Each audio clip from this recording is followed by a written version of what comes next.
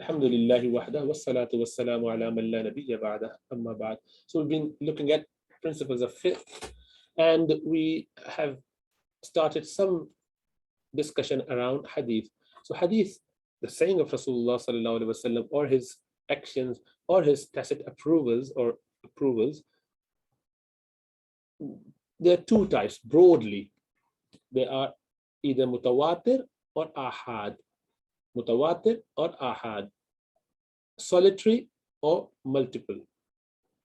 Massively transmitted. Multiple narrations. Mutawatir.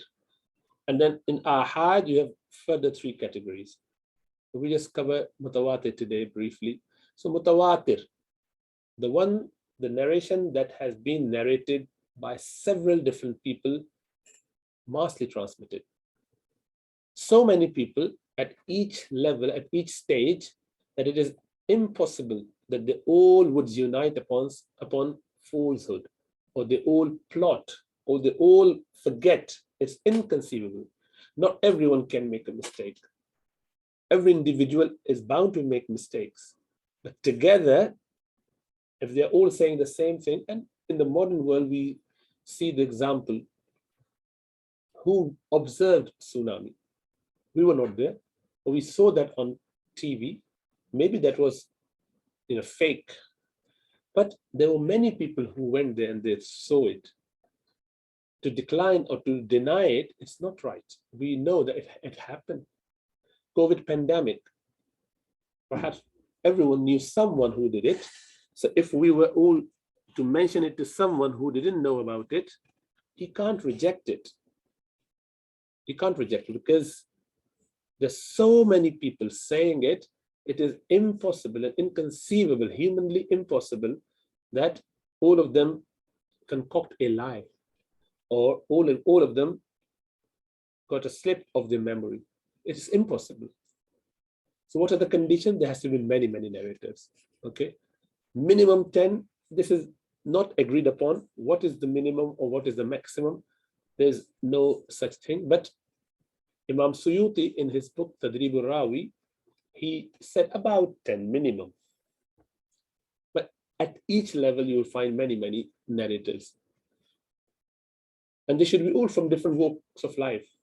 So they've got different profession, different style, different school of law, not coming all from the same area, same place, because then they can gather together and come up with some funny ideas. And they say that we heard it, we saw it, رأينا, سمعنا. They should say it with some certainty. So the mutawatir then is massively transmitted, and it is of two types, either lafzan and ma'nan. So it's mutawatir lafzi or mutawatir ma'nawi. Means the words are specific, words are being transmitted by generations after generation. Or it is not the same word, different words, but implying the same thing, having same meaning. So lafzi is exact words are transmitted. For example, wiping over the leather socks. 70 plus Sahaba actually narrated it. That is why this is one of the last things that Imam Abu Hanifa rahmatullah alayh accepted. By the way, this is actually part of Aqidah of Ahl Sunnah wal Jama'ah, that wiping over leather socks, it's permissible. If anyone goes against it, he is not part of Ahl Sunnah wal Jama'ah. And that is why you would find this statement in Aqidah Tahawiyah, that we consider it mashru', because the deviant sects of Muslims, which is Mu'tazila, for example, and Shia, they do not allow, they do not accept that. For them, it is impermissible. You cannot wipe over leather socks. Shias allow wiping over feet based on one of the qiraat, one of the mode of recitation of the ayah. So they say, فَاغْسِلُوا وُجُوهَكُمْ وَأَيْدِيَكُمْ إِلَى الْمَرَافِقِ وَامْسَحُوا بِرُؤُوسِكُمْ وَأَرْجُلِكُمْ. They take it with kasra. This is one of the riwayat of this ayah from qira'ah. But Ahl Sunnah wal Jama'ah consider it to be under the effect of فَاغْسِلُوا وأرجلكم. So فاغسلوا أرجلكم. So wash your feet. They say وامسحوا برؤوسكم وأرجلكم. Kasra. They do with kasra, we do with fatha in our Hafs narration. The reason we take this is, number one, the kasra one is for the leather socks wiping,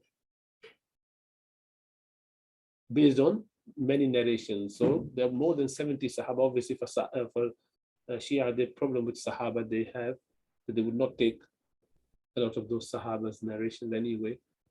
But for us, this is mutawatir, 70 plus Sahaba, and also the practice of Ummah has been there.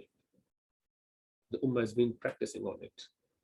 Washing on the feet, wiping on the leather socks. It's been known for many, many, many decades. Not decades, centuries. 1300 years, 1400 years now, mashallah. So Imam Abu Hanifa, rahmatullah alayhi, his principle was one of the principles is that you cannot change the import of Quran unless the hadith is mutawatir. So he was waiting for that number to come, which would satisfy him. So what is that magic number? No magic number. It is all dependent on the mujtahid imam. Whatever he considered to be mutawatir for his satisfaction, because he knows that I'm speaking on behalf of Allah subhanahu wa ta'ala, coming up with those rulings. I cannot change the import of Quran, where Quran says, "Faghsilu," wash your feet. So I'm making it wiping. If I need to do that, I must have enough evidence to change the import of Quranic ayah. So Imam Abu Hanifa waited and waited and waited till he got about 70 narration and said, now I am satisfied that we can, with this big corpus of hadith, change or explain the meaning of Quran. And we would take this qira'ah to mean masha on leather socks, and with this Hafs qira'ah to mean washing the feet. And they've both been applied now, mashallah, among Ahl Sunnah wal Jama'ah. So wiping over leather socks. And likewise the hadith, and Naddarallahu imra'an sami'a maqalati. That will come as well in some of the collections anyway. So may Allah keep the face fresh of this individual who heard something from me and pass it on to the next generation as he heard.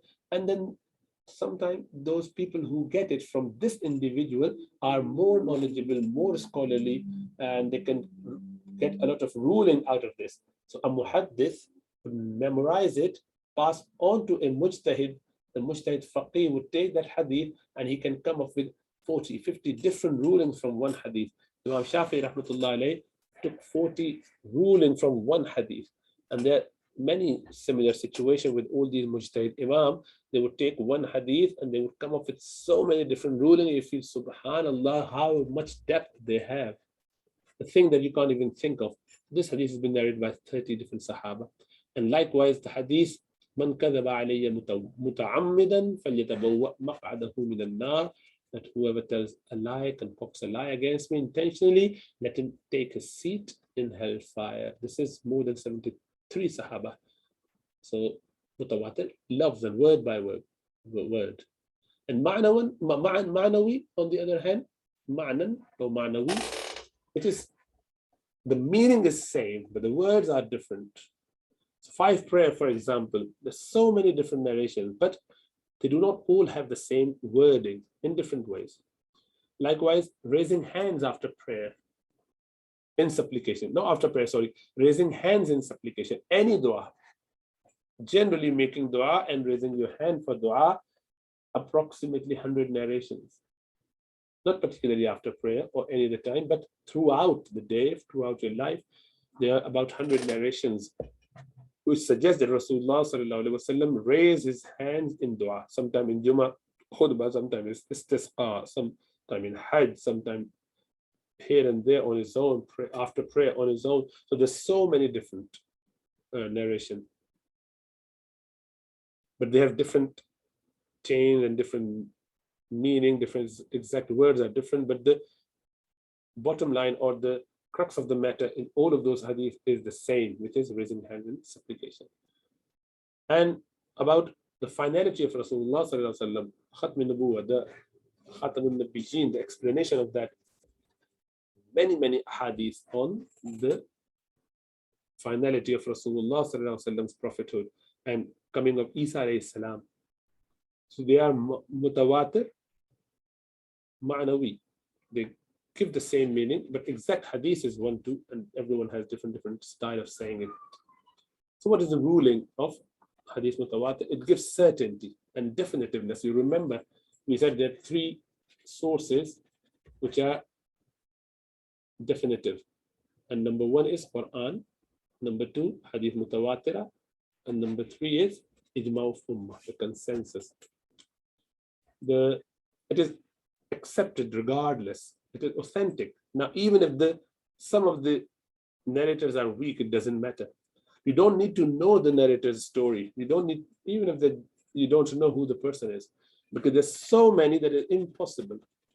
So you can't reject it. So if you reject it, you actually might have committed a disbelief. Okay, and you can make aqidah based on hadith mutawatir. That is why Imam Tahawi rahmatullah wrote this statement about wiping over leather socks in his aqidah book as a point of Ahl-Sunnah wal Jama'ah. And it can change the meaning of Quran. Change means the Quran says this, hadith mutawatira is explaining it in slightly differently with this light, in this light. Hadith mutawatira here can bring about some changes if need be. What are the books written on that? Imam Suyuti has written, his date of death is easy to remember, 9/11. قطف الأزهار قطف الأزهار المتناثرة قطف الأزهار المتناثرة, the beautiful the flowers which are spread here and there, متناثرة, which are, scattered flowers. قطف means to pluck them, plucking the scattered flowers. في الأخبار المتواترة, in the massively transmitted narrations. Imam Qattani, he's a very recent scholar, nearly 100 years ago. He got this Nazmul Mutanathir fil Hadith al Mutawatir.